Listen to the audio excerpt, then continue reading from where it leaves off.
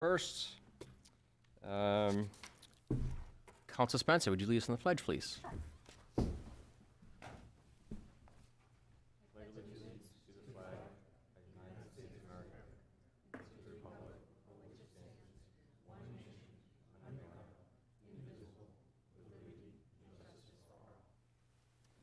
Thank you. For those new here, the fire exits on the back of the room. If you have a cell phone, please silence it. In the event of emergency need help, Chief Fioli will be glad to help you. All right. Councilor Ganesi. Good evening. Councilor Webb. Good evening. Councilor Spencer. Good evening. Councilor Chase. Good evening. Councilor Moshe. Good evening. Councilor McEachran. Good evening. And Madam, and Mr. Administrators and Madam Town Clerk. We will open public forum. Someone have a motion? So moved. Second. Motion to open public forum, seconded. All in favor? Aye. Any opposed? Public forum is now open. If you wish to speak, come up, state your name and address for the record. Mr. Chairman, seeing no one jumping to the forefront and no one online, motion to close the public hearing. Second. All right, motion to close public forum. All those in favor? Aye. All opposed? Public forum is now closed. Consent agenda. Before I do, I'm going to read them all together, but we're going to exclude 25-30, Resolution 2025-017, to approve a supplemental appropriation for the construction of a parking structure in the Derry Commerce Corridor Tax Increment Financing District, and 2531, Resolution 2025-018, to issue bonds for the construction of a parking structure in the Derry Commerce Corridor Tax Increment Financing District. We're going to revisit those on April 15th, potentially. So, excluding those, we will do 25-28, approve non-public minutes from March 18th, 2025. We will do 25-29, those are the minutes from March 18th, 2025. 25, not yet, we're going to do this too. 2532, ordinance 2025-002, to amend Chapter 30 of the General Code to sunset the Property Maintenance Committee. There will be a public hearing on that April 15th for that one. 25-33, accept net zero task force resignation. And that is it for those, for the consent. Motion approved, as read. Okay, I have a motion by Council McEachran, seconded by Council Spencer. The motion, Council Ganesi? Yes. Council Webb? Yes. Council Spencer? Yes. Council Chase? Yes. Council Moshe? Yes. Council McEachran? Yes. Chair votes yes. Consent carries 7-0. Chairman's report. We're going to do the boards and committees appointments.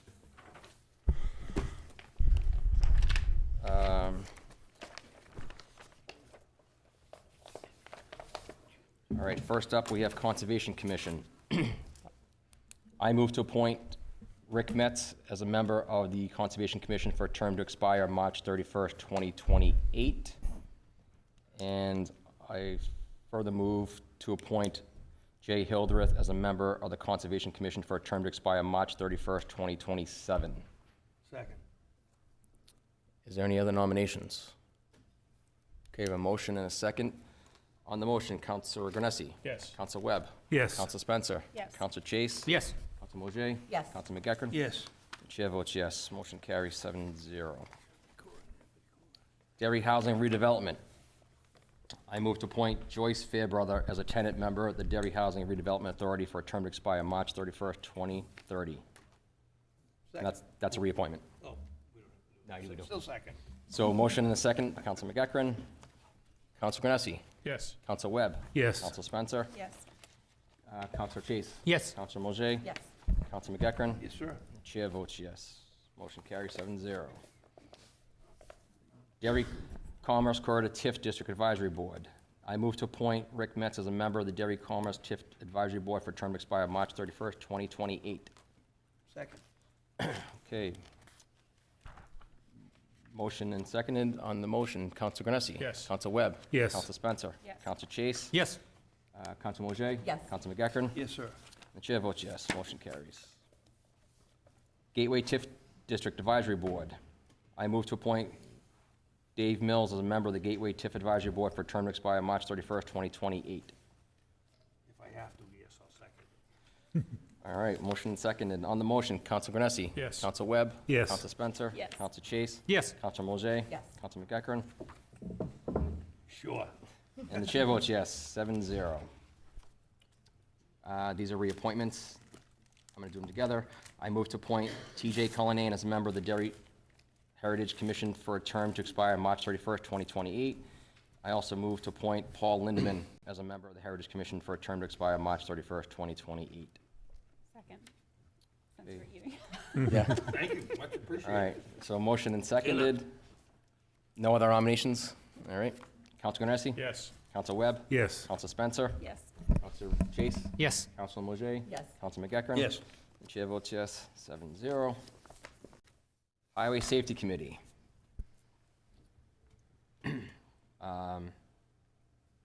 I'm going to do the reappointments first, then I'll do the new appointments after that. So I move to appoint Scott Savard as a member of the Highway Safety Committee for a term to expire March 31st, 2026.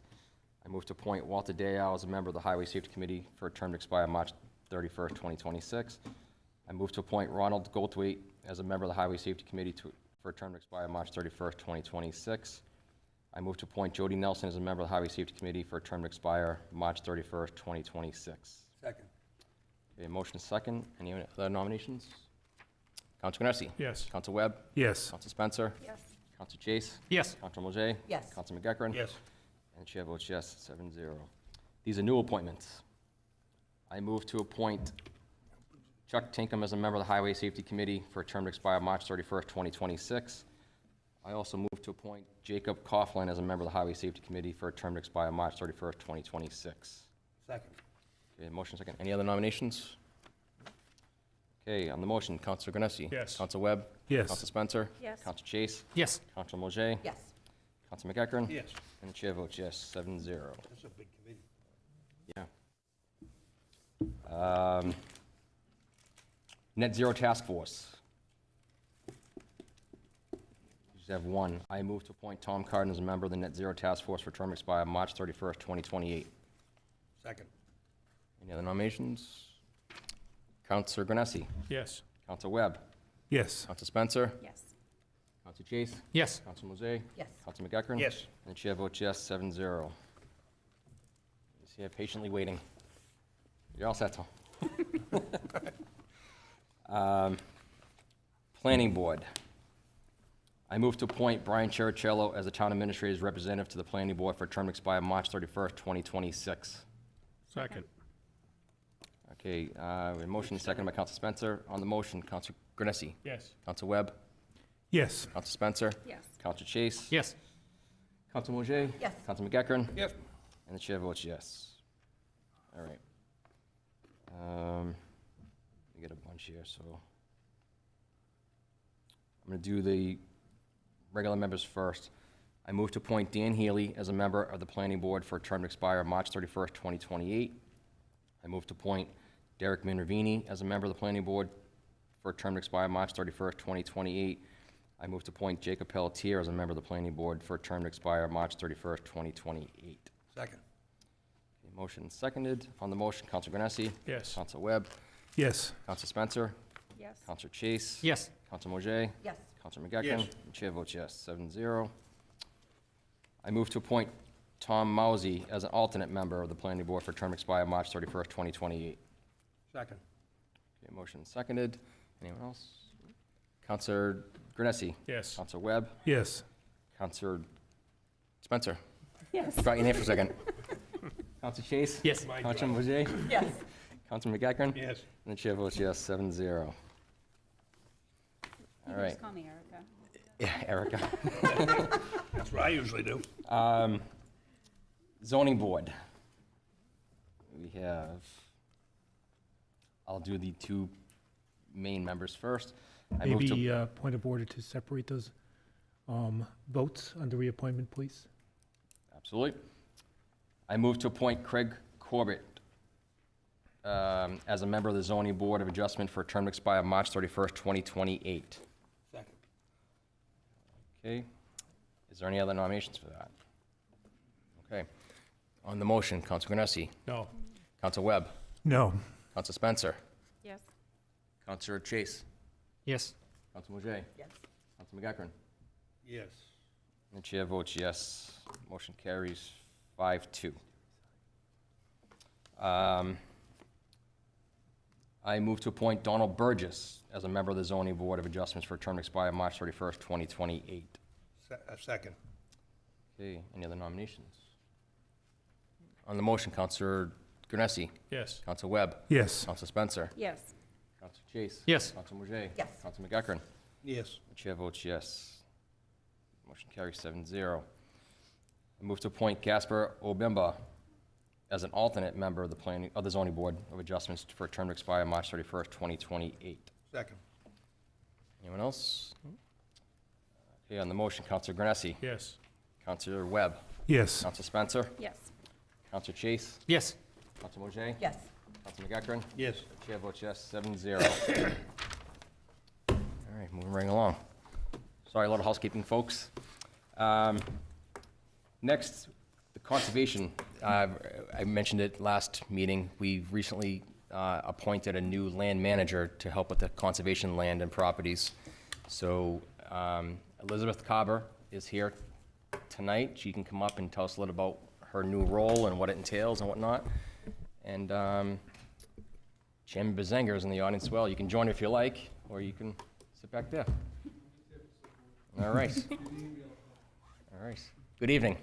Hi, thank you for having me. Okay, it is on. That was going to be my question. I can hear myself. So yeah, thank you for inviting me here, Councilor Foote, and thank you all for volunteering your time to be here too.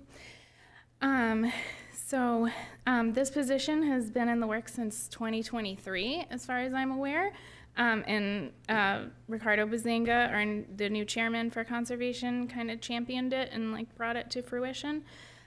So it's his intent to enhance what the commission and its volunteers are capable of by having a paid point person who can kind of coordinate the bodies and get some consistent, tangible results. Sorry, I am very nervous. In this position as the conservation land manager, I will be coordinating and assisting with trail maintenance on our conservation properties. At our last conservation meeting, which was my first, the Dairy Track Club actually approached us and offered to donate their time to help enhance our conservation trails. And as a result, we already have our first project in the works over at Corneliuson, if anyone's familiar with that property over by J&F Farms. And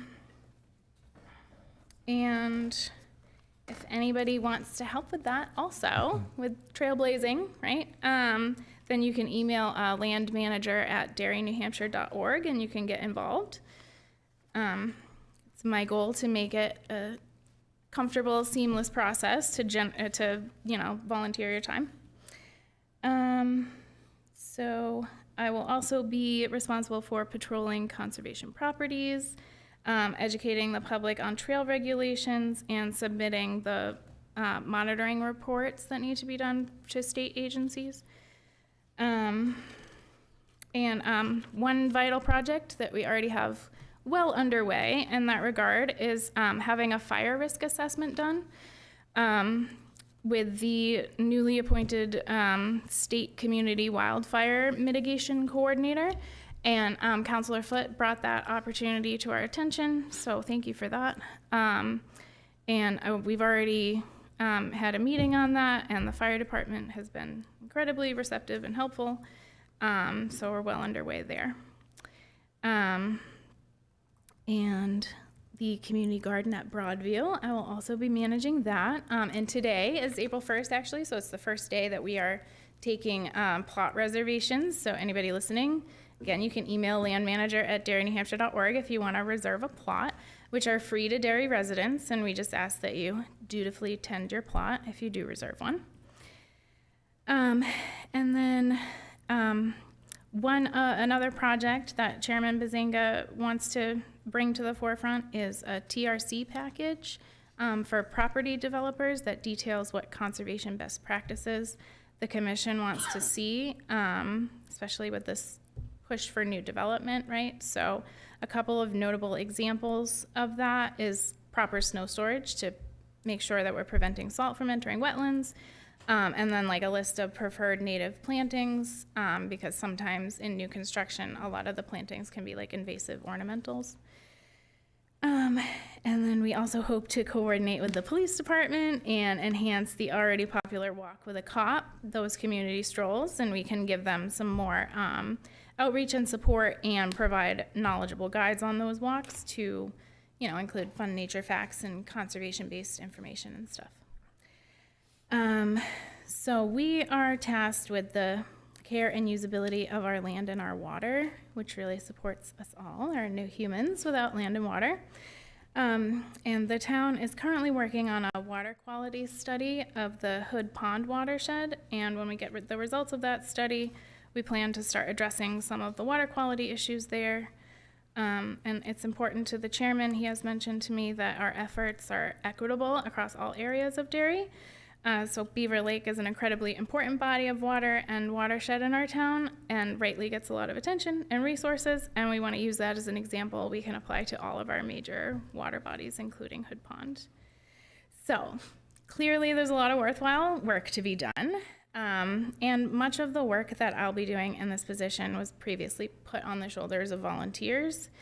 And as an adamant community volunteer myself, I know it can be hard to maintain consistency when we rely solely on volunteer support. So in this paid position, again, I'll be able to act as a point person for the commission. And it's my goal to make it an enjoyable process to volunteer with the commission. I do have a bachelor's degree in operations and project management, and I'm generally very people, process, and efficiency focused. I've gained a lot of hands-on experience in community organizing from years of volunteerism in Derry. And I've recognized a lot of faces here from planning board when I was on planning board. And I currently serve as a volunteer board member for the Derry Homegrown Farm and Artisan Market as the board vice president and chair of the vendor subcommittee. So both of those positions require a high level of communication and planning skills, which have already definitely begun to translate well into this role. And you may remember that conservation previously had a volunteer group called Go Green Derry that was under conservation, and I served as president for that from 2014 to 2018. And if you remember Go Green, you may remember like the coordinated litter cleanups. We had free workshops on gardening and invasive species and energy conservation. We had an annual seed swap and potluck. We had trail revitalization projects and lots of good stuff like that. And we also hosted regular guided walks of our conservation properties so that people can get familiar with them, including our most popular one was in February, was the annual snowshoe event. And we borrowed over 50 pairs of child and adult sized snowshoes so people could try out the snowshoes. And we had marshmallows and a fire pit and hot cocoa, and it was a great time. So we hope to be able to bring back much of what Go Green was able to do with volunteer support. So I'll reiterate one more time that if you want to get involved with any of these efforts, please reach out to land manager at derrynewhampshire.org. All of us on the commission would love to meet you and hear what you're passionate about. So I believe my project management and community outreach expertise will allow us to focus and direct the collective knowledge and enthusiasm we get from the volunteers on the commission and beyond, who generously give of their time, and we can see some exciting things happen. Thank you for having me. Thank you. Yes, really appreciate it. And any questions? And there is some vacancies on that commission as well, if anyone wants to. Yes. So if you want to get involved as a commissioner, then please step up. We would love to have you. And those meetings on Mondays, the first and third Mondays of the month. And Kim Bazanga was a big part of that fire risk assessment as well. Oh, yes, It wasn't just me, okay. it was Well, thank you. Bazanga, Yeah. so give him the credit. Thanks for mentioning that. Yeah. All right. Thank you all. I Thank you appreciate very it. much for coming in, Yeah. appreciate Thank you. this. All right. So, that's an important part of the conservation. They've been working on this for quite a while, trying to get somebody to come in and do that position, so it's gonna be a big asset. Town Administrator. Okay, we'll start with the presentation of our draft FY26 budget. We'll change seats here.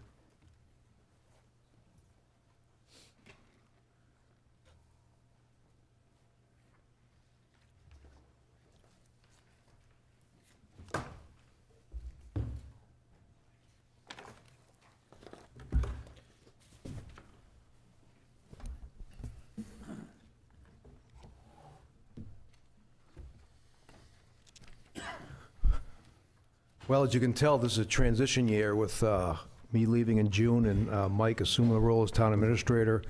But the one constant through this process was the work of our Chief Financial Officer, Mark Fleischer. Mark does a superb job pulling this together, working with all the department heads.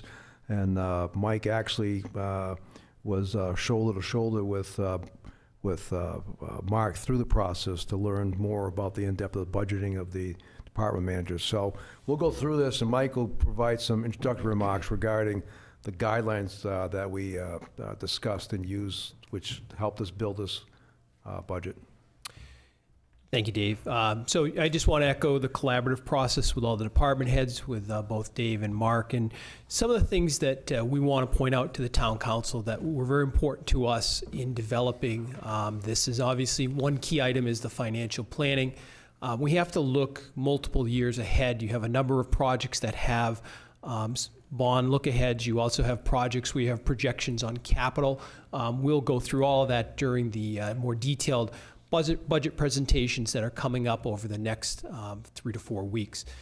We also have to look at being responsible at using our reserve funds. Obviously, we have to make sure that we leave the proper amounts within there according to what the ordinances are and our policy from our financial folks.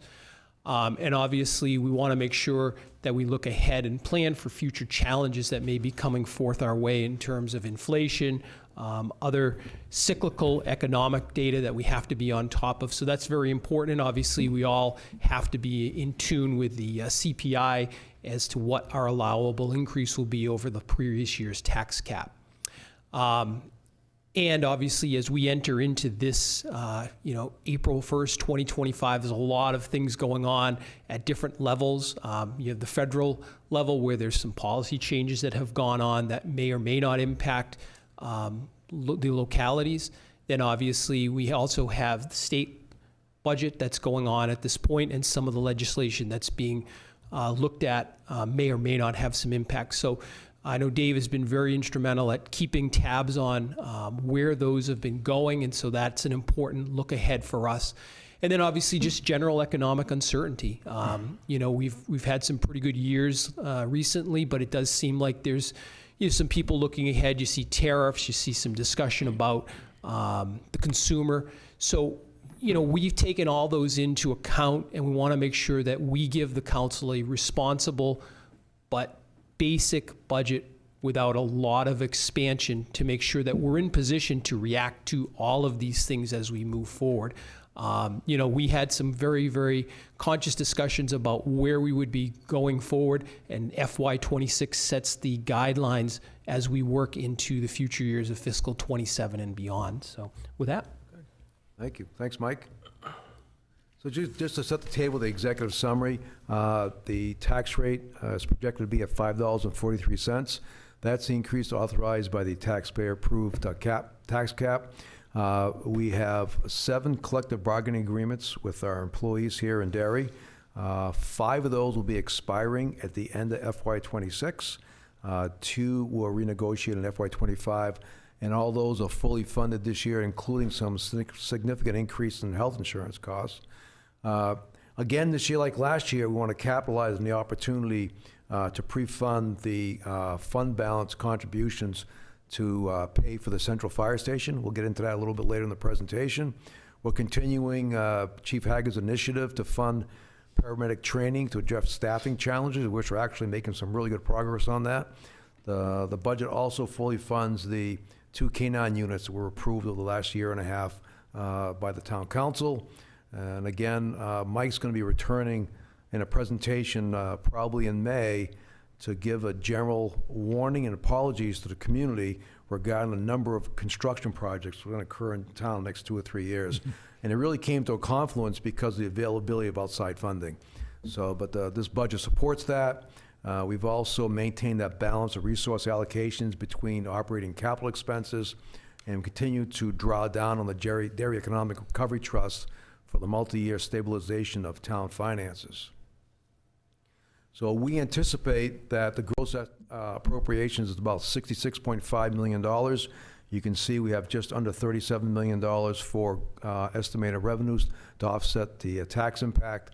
Add the veterans overlay, which includes the changes made by the council this past year, and the veterans credit, the overlay, and our estimated valuation of the town is now north of $5.6 billion. So our projected tax rate is going to be 5.43 should the council approve this recommended budget. To give you a history, as you all are aware, is that the taxpayers approved a tax cap in the community some 30 years ago. And so the rate over the last 7 or 8 years has been fairly level, except for 3 and 4 years respectively when we came out of COVID with the supply and demand and supply chains and demand imbalance in the economy. So we're back to 2.6 last year, up to 3.5 this year. I think, frankly, that's a reflection of our limited labor pool. So that's going to be an ongoing challenge for us moving forward. But you can see how the budgets approved by the council performed in relationship to the cap. They're either, in no instances did the council approve a tax override. We're not requesting one for this budget. So the council approved budgets at or just below the allowable amount. Looking at some of the budget challenges we had this year, as you know, the CPI was up 3.5%. That controlled the wage adjustments for most of our employees, for most of our collective bargaining units. So the overall change is 3.7%, which includes a 3.5% cost of living adjustment, any steps for those full-time employees eligible and not at maximum step. You have long-term employees retiring out, new-term employees being hired, so therefore it all shook out about 3.7. Health insurance was a significant increase. We suspect that's going to be a challenge moving forward. As you know, a lot of post-elective procedures, medical procedures, were delayed during COVID, and the medical profession is still catching up on those. Workers' comp was up significantly this year. We've had a handful of pretty expensive claims, although our Joint Loss Management Committee is working with Primex, our carrier, to address and try to identify any trends resulting from those claims. Retirement contributions, that has stabilized. We're at an increase of 1.8%, even though our wages are up about 3.7%. IT service contracts have been a real challenge, 17% this year. Over the last 2 years, it's a total increase of 39%. So our IT director is looking at that, is finding ways to economize on those particular expenses. Solid waste disposal is up 9%, again, a function of how much waste we generate here in Derry. Electricity is up 15%. Excuse me. A large portion of that is due to the new central fire station, but that's also going to be softened somewhat with the landfill solar project coming online, I believe, towards the end of calendar 26. And then the roadway maintenance, for our CIP, we have a plan to increase that by about $50,000 per year.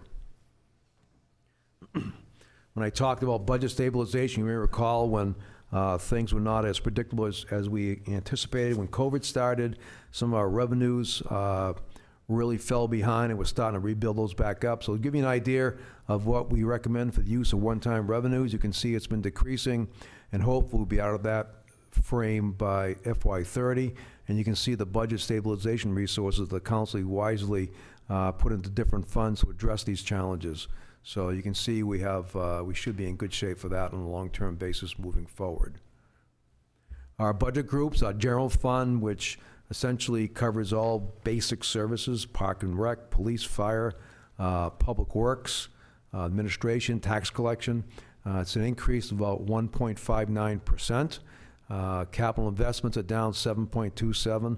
That is a gross number, how much we actually spend, not what we pay, because a number of our capital investments are usually funded through lease purchase arrangements or short-term loans, and then we have payments from those, so that's down 7%. The water fund and wastewater funds are down 5% and 10% respectively. And again, those are the reflections of capital projects being completed in the last couple of years and the availability of outside funding to help us accomplish those. The cable revolving fund is down about 14%, and this will be a midterm policy decision for the council to make. As you know, the cable fund, well, actually the cable department is funded predominantly through franchise fees with a $25,000 annual equipment grant from Comcast.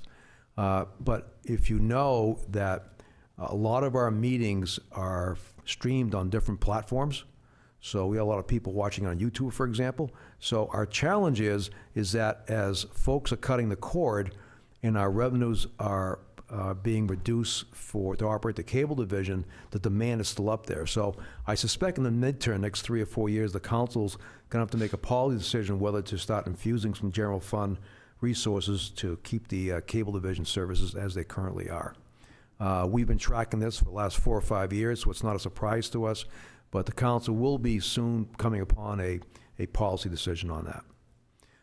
TIF districts, you can see there's a significant increase. At this point in the life of the TIF district, we'll discuss a little bit later, is that the budget just reflects the income at this point.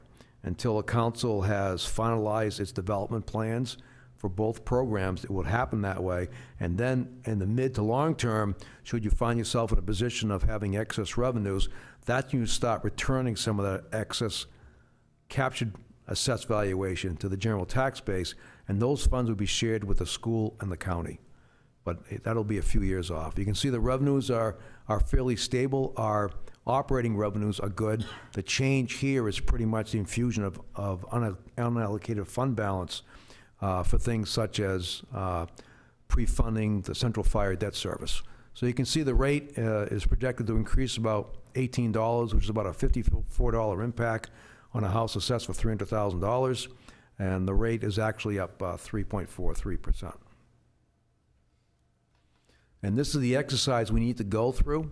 We have the prior year rate of 5.25, the CPI of 3.5%, which is measured at the end of calendar year, which is December 31st, allowed 18-cent growth, and at 5.43, which mirrors what we're recommending the council approve through this process. And the actual rate, although it's up 18%, is actually 3.38%. Now, each year we try to tie in the spending recommendations with the goals which the council adopts every spring.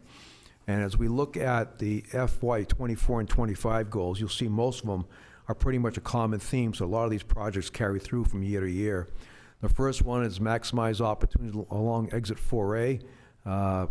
As the council approved a memorandum of understanding with Stinson Hills to plan for redevelopment of Folsom Rural North Side, which will also provide some additional room for police station expansion should that project proceed in the near future. Mike and his team did a great job negotiating with NHDOT.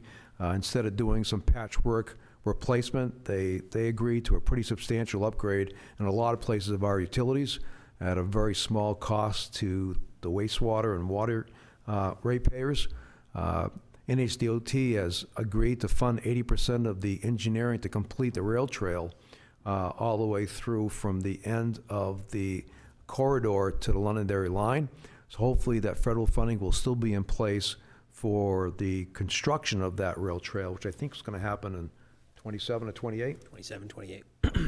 Recreation Facilities Development Plan, that was a bond approved by the council about 5 years ago. Still working through that. Hood Park is still a major renovation, is still planned.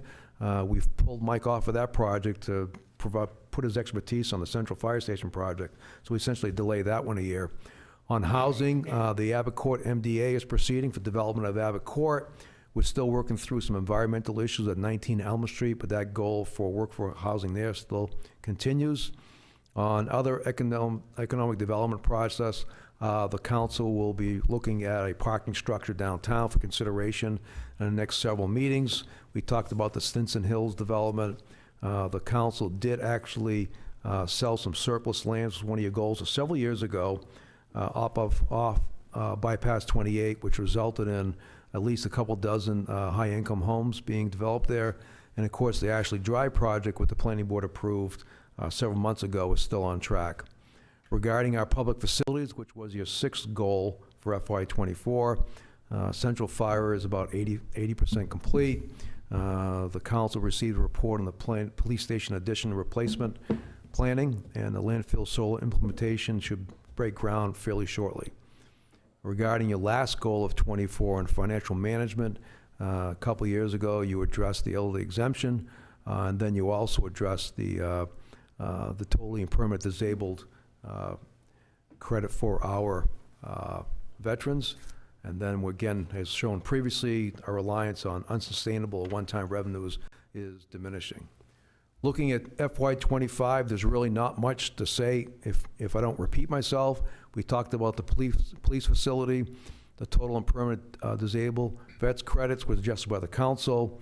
Number 3 is Route 28 South Corridor. We received a $3.2 million grant from the Environmental Protection Agency. After that, we worked with Senator Birdsall and our legislative delegation to secure the authority to use some wheeling revenues from our regional water project, and also to implement an out-of-town surcharge and out-of-town wastewater customers. Those provide the local resources to complement that grant to allow that sewer to continue to Ryan Hill. We talked about economic development, we talked about the 4A corridor, and we'll be returning after this process to talk about a council goal to review the amount of retainage for our surplus funds. Looking at the unallocated fund balance, and that essentially is, it's a combination of unexpended appropriations and excess revenues. And because of the revenue side, which includes a significant amount of interest earnings this year, we have about $3 million in excess of what your policy, your minimum policy is. So we're recommending that the council reinvest these in a number of different areas. Remember, last year, we pre-funded the UFB portion of Central Fire Station debt service.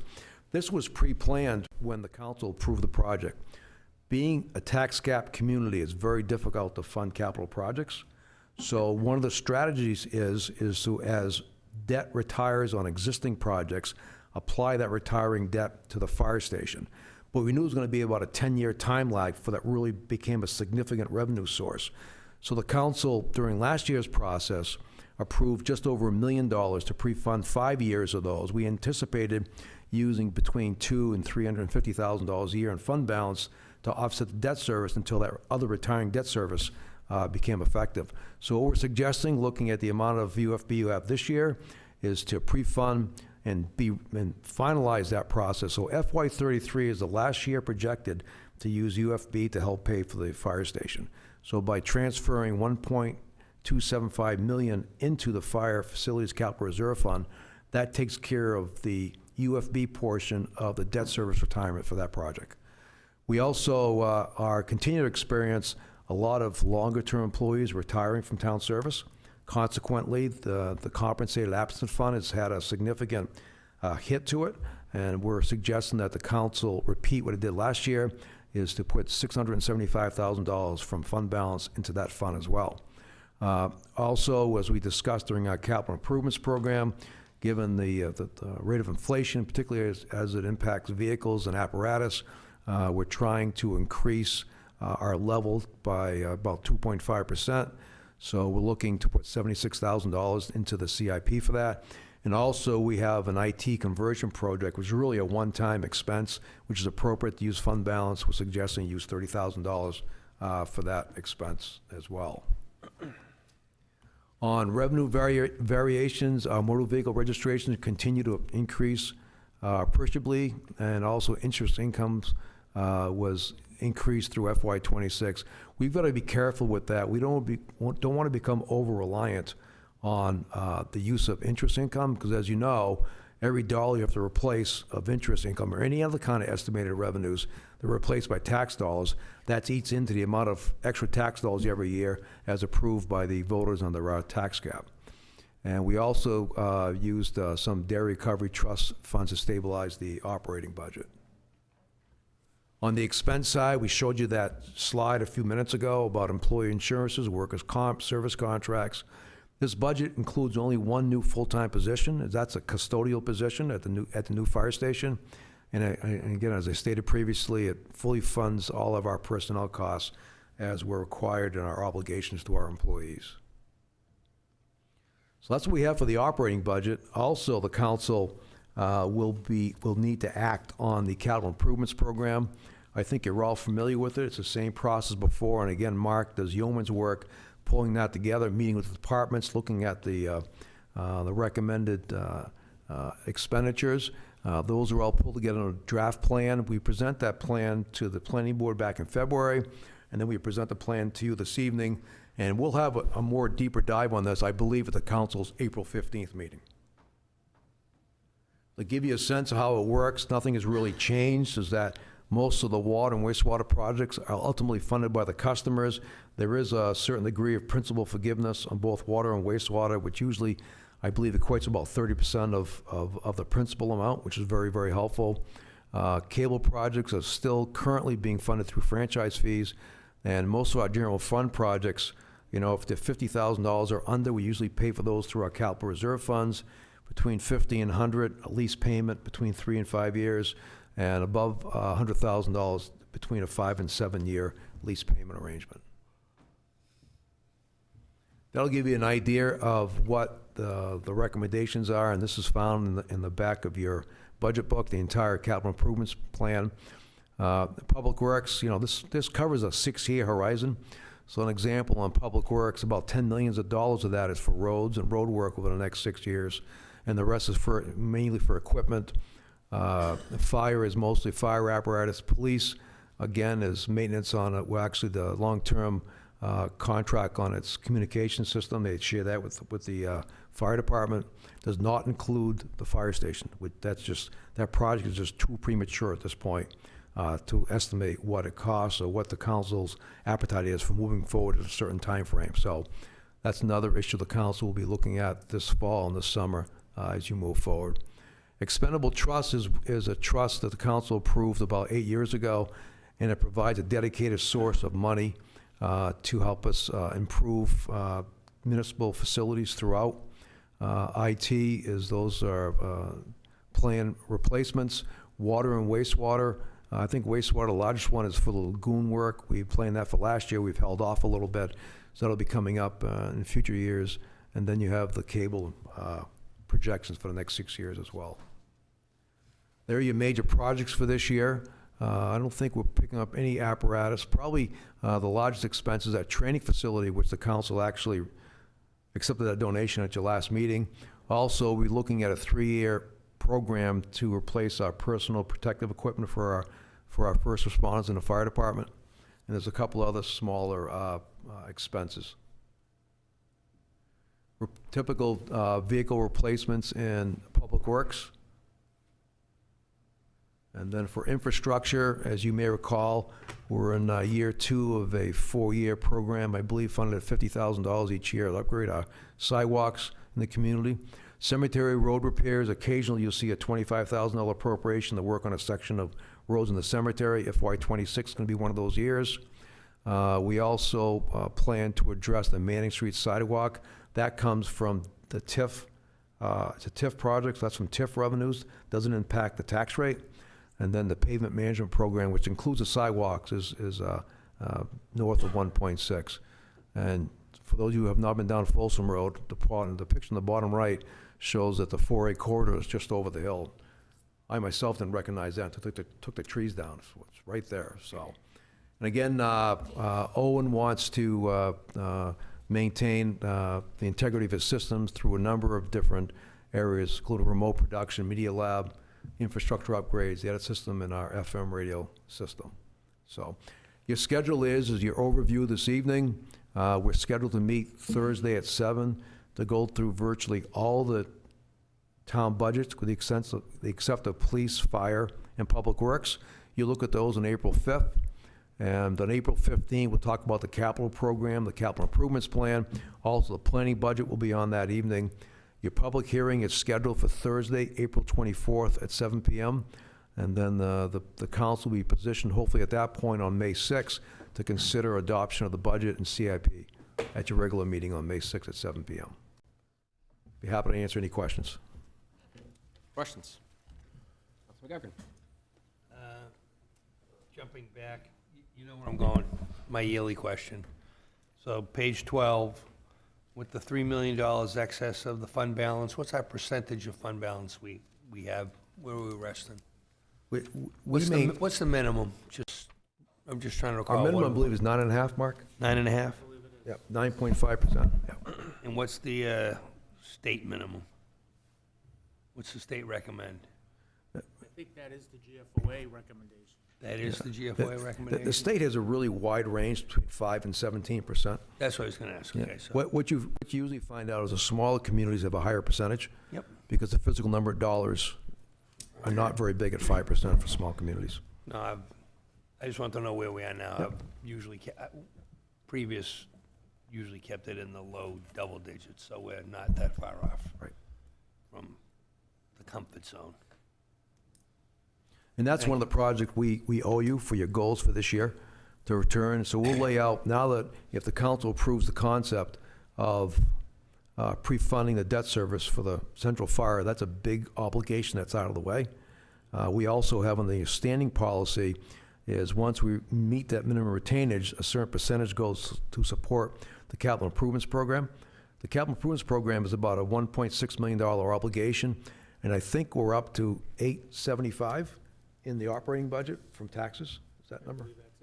So we're just about halfway there of funding the capital improvements program from the tax base. And when we first started this process in FY18, that number was 0. So we're starting to make some more progress towards that. But we owe the council report, and that it'll be coming this spring. So as we go through that process with an eye towards a potential of a new police station, using the unencumbered fund balance that's in excess of 9.5, if you're taking the debt service of the fire station, at what point can I roll that over? And you don't have to answer it now, right? Looking at a fiscal projection going out, at what point then does it make sense to roll in a new police station? Because you're spending forward, which is great, but at some point it all comes off the rolls, and then that would be the opportunity. That would be the real opportunity to sit here and have a serious discussion. And while we could fund the police station possibly sooner, to do that analysis of, when all of a sudden there'd be a big reduction, right? So there's multiple scenarios we could play. Do we wait all the way, or do we fund some of it now, knowing that a couple of years down the road, fire station comes off and all that debt service then rolls over to the police station? So I'd like to see, if it's all right with the chairman, some sort of fiscal analysis, giving me some scenarios, or giving the board scenarios, I apologize, giving the board some scenarios of how we can do that fiscally. Right, understood. That's part of the directive the council gave us at the last meeting regarding the police station review, is to look at fiscal analysis. We'll have that prepared for you. Right, because we could, there's a lot of things we could do to fund a police station, and that's critical, at least for me, to make sure we look at that. That's probably the last major facility that the town needs for the very long-term foreseeable future. So I would appreciate that. Thank you. Absolutely. Thank you, Mr. Anything else? Chairman. Council Webb. This is sort of a question, like trying to ask you to look into a cloudy crystal ball. But it has to do with motor vehicle registrations and the revenue from that. Do you foresee a possible decline as tariffs begin to hit with the new motor vehicle registrations? Yeah, again, motor vehicles, we don't budget to the exact of what we collect. We have an increase this year, not to the top again, because we're always waiting for the recession to hit several years ago, and the motor vehicle excise fees to come down, permit fees, they never came down. But now, with the tariffs coming in, we don't know how that's going to impact. We don't know if it's going to increase sales of U.S. cars. So U.S. cars will increase the same as foreign-made vehicles. It's too early to tell. we're all pretty comfortable in the estimate we've presented in this budget for FY '26. But again, as Mike pointed out, that's one of those issues we've got to look with caution into FY '27, see how the market reacts to those external influences. And again, it's part of a cloudy crystal ball, but on the expense side is electricity. I know that the PUC meets biannually to look at electrical rates, but where we do get some of our electricity out of Canada, do you think that that expenditure is accurate? I do, and I think, I've served in my public works hat Right. as the energy czar and gone through the competitive purchasing of contracts for a number of years. This year's projection was somewhat difficult because there were two moving parts. Number one, when was the solar project going online? Because we have 30 town facilities that will receive the benefit of a very, very low rate at 6.8 cents per kilowatt hour when we kick that off. And that will only escalate for 2% over the next 25 years. So we're going to have a very favorable rate regardless of the outside conditions. The other piece of this was, all other things being equal, trying to make a projection about what the new fire station was going to be. So that's the main reason driver of that. But in terms of the rates themselves, I'm constantly monitoring those items. I think one of the things that's happened is the rates have been relatively low compared to inflation, but Eversource and the other utilities have changed the distribution billing, and that has really hurt a lot of the customers, both residentially and commercially throughout the state. Thank you. See you Thursday. Thank you very much. Part 1 of 3-part miniseries. And then Dave, do you have more on your report? Do you have more administrative stuff? Yeah, just a few things. Let me get back to my desk now. I'm watching Pet Drive with you.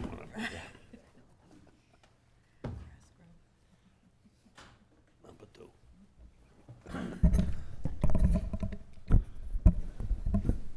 We need the resolution. Yeah, just to balance with the TA report, there's really two sections today. One is capital projects. I just mentioned earlier that Central Fire is about 80% complete. Also, if you've been on Folsom Road, you realize that the rest of the structures, which essentially will consist of the travel lanes heading east, all the structures and trees have been removed, so there's a lot of site work going on. And this year, there's going to be a significant amount of utility relocations there, which will consume most of the summer. And the other issue was dealing with the various House bills House and Senate bills going through the legislature, which may have some impact upon dairy. I'm just picking up my list here now. Here we go. There's House Bill 316. They want to look at realigning how ambulance bills can be issued and the reimbursement rates. That's got the potential to impact dairy into the hundreds of thousands of dollars. So our fire department is currently looking at the actual estimated impact, and then we will bring our concerns to the Senate on that particular issue.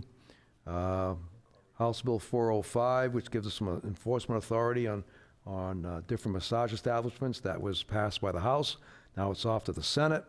There are a number of bills which attempt to remove the planning board's recommendations and the council's authority to establish land use controls locally. Senate Bill 94 dictated minimum lot sizes, although it did pass the Senate.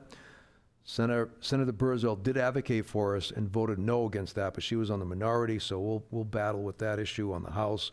And there's a number of House bills as well with the similar adverse ramifications to local decision makers going over to the Senate. So we're collaborating with other communities and the Municipal Association to look at those as well.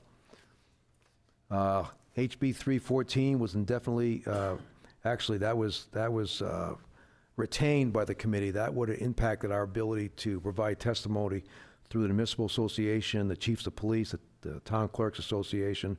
That was retained. However, it came back in another variation as a complete rewrite of House Bill 456.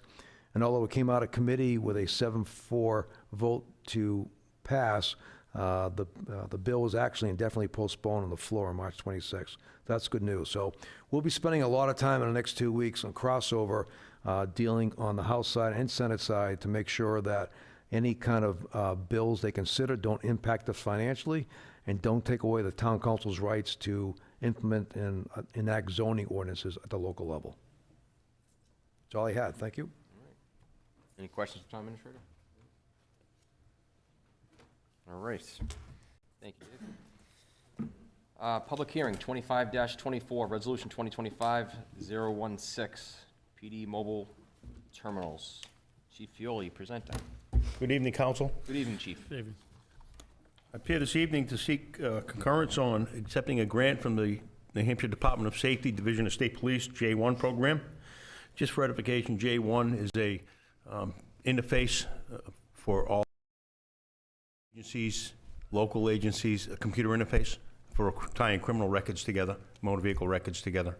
So when we say we want computers in our vehicles, that is so that we can have access to the statewide system on the vehicle. So we're looking for 2 mobile computers, 2 mounts, and 2 printers for the 2 new motorcycles we were about to purchase. The cost of those units is $10,890. This grant provides 100% funding, so there is no local match required. The only cost to the town of Derry is a $750 per unit installation price, and I will take that out of our existing appropriations in my vehicle maintenance line. So I'm not looking for any additional appropriations for that installation. Happy to answer any questions after the public hearing, if there are any. Mr. Chairman, I'd like to make a motion on the public hearing, please. Second. Okay, motion by Council McGuckin, public hearing, second by Council Spencer. On the motion, Council Granessi. Yes. Council Webb. Yes. Council Spencer. Yes. Council Chase. Yes. Council Mojay. Yes. McGuckin. Yes. Chair votes yes. Public hearing is now open on this matter. If you wish to speak, please come up, state your name and address for the record. Owen? Anyone look Seeing online? none, rise online, Mr. Chair. And seeing nobody jumping to the forefront here, I'll make a motion to close the public hearing. Second. Okay, motion to close and seconded. On the motion, Council Granessi. Yes. Council Webb. Yes. Council Spencer. Yes. Council Chase. Yes. Council Mojay. Yes. Council McGuckin. Yes. Chair votes yes. Public hearing is now closed. Questions for the chief? This is pretty much a no-brainer. We're being given 100%.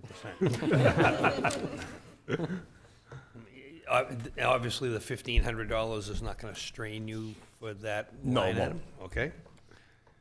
I'd be happy to make a Take it away. resolution. Resolution 2025-016 to accept the New Hampshire State Police J1 grant for the mobile data equipment. Whereas Section 915 of the Town Charter authorizes the Town Council to accept the grant funding, and whereas funding is available through the New Hampshire State Police J1 grant program, and whereas the Town Council previously approved a motorcycle patrol program under Resolution 2024-069, whereas the acquisition of the ancillary equipment will enhance functionality and safety of the traveling public in Derry. Now therefore be resolved in council pursuant to RSA 3195B that the town administrator is hereby authorized to apply for, accept, and expend $10,890 from the New Hampshire State Police to purchase 2 mobile data packages. Resolution shall take effect immediately 4/1/25. Second. Okay, motion by Council McGuckin, second by Council Spencer. On the motion, Council Granessi. Yes. Council Webb. Yes. Council Spencer. Yes. Council Chase. Yes. Council Mojay. Yes. Council McGuckin. Yes. Chair votes yes. 7-0. Thank you, Thank you, Chief. councilors. Thank you. Thank you. New business, 25-35, Resolution 2025-021, to revise the membership of the Highway Safety Committee. Mr. Karen presenting. Thank you. As you know, the town has had a Highway Safety Committee since 2015. At that time, it was structured according to state statute, RSA 231-8. Since that time, that statute's been rescinded, so now it's up to the council to establish the structure. So after conferring with the chair, there's really one significant change is, unlike all our other committees, there is no town council liaison on that one. So the chair asked that the liaison be included as a member. There's also a reminder to comply with the right to know law on 91A regarding minutes and posting of meetings. And then we essentially restructured the entire policy and procedure with no changes, just in the same format we used when we established policies and procedures for net zero. We used to have them for the Economic Development Advisory Committee. So hopefully, we'll get to a point where all our committees, policies, and procedures and regulations will be standardized from committee to committee. So with those changes, we encourage the council to act affirmatively on 2025-021. Any questions? Who's your representative? Councilor Chase?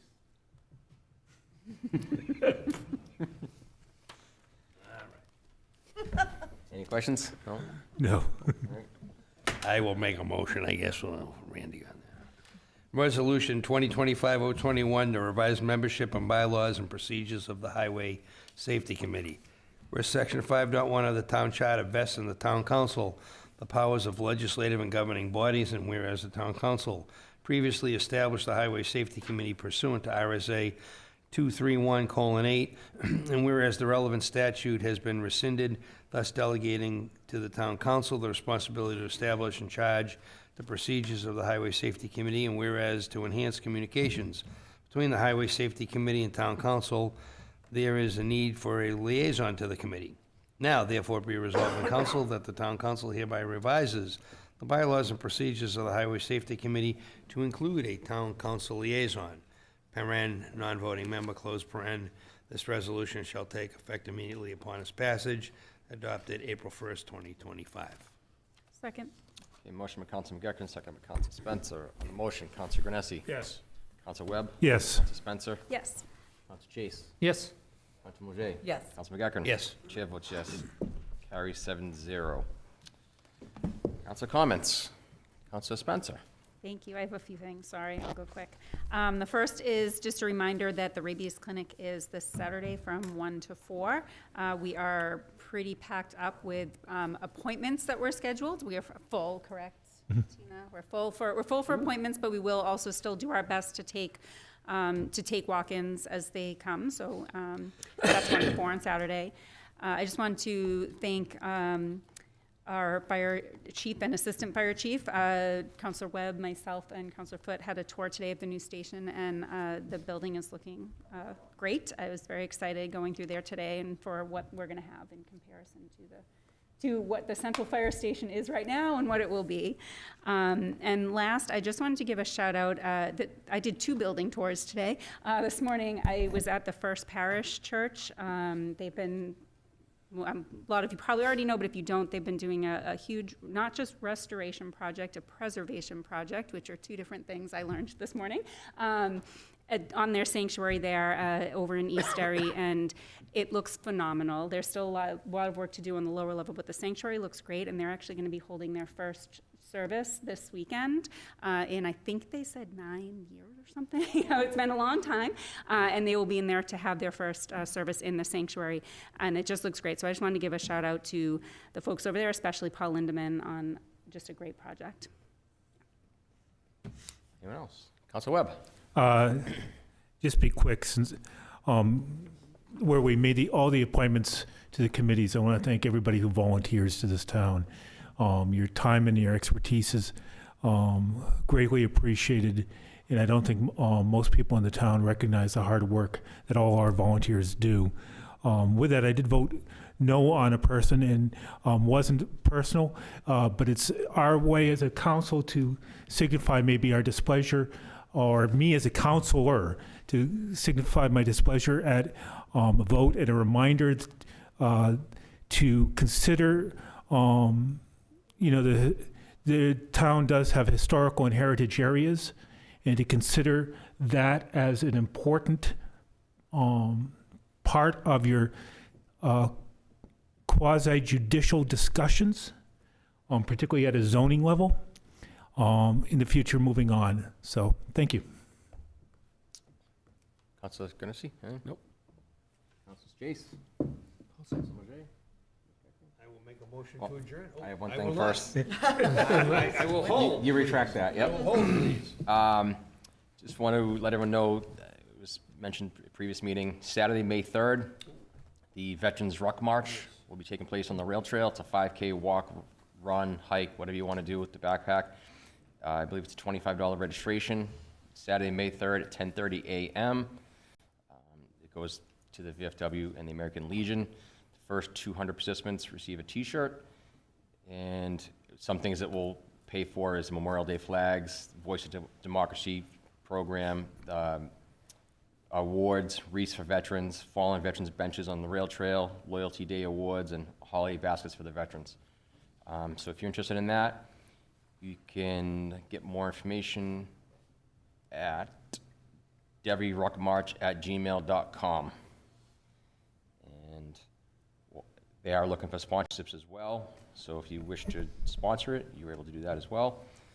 And on the topic of veterans, now that the ground is starting to thaw out, we'll be undertaking the cemetery project, working on the veterans memorials up there in the next few weeks. Anyone interested, please reach out to me. Go on the website. My contact information is on there. We can use all the help, as little as time as you want or as much time as you want. So, having said that, you have a motion? I don't know. Okay, yeah, I'll make a motion to withdraw. Make a motion to adjourn, sorry. Second. Okay, motion adjourned. All in favor? Aye. Any opposed? Meeting adjourned. Told me no, I wasn't gonna do it. This said no.